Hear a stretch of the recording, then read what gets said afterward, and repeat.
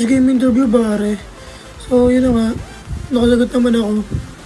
Medyo ano nga lang, parang lolo mag-calculator. Kasi walang tulog. Dapat matulog kayo pag mag-exam kayo. Nakasagot naman, naintindihan ko naman yung ibang tanong. And yun lang, huwag kayong magkakasakit. Yun ang moral lesson of the story. Peace.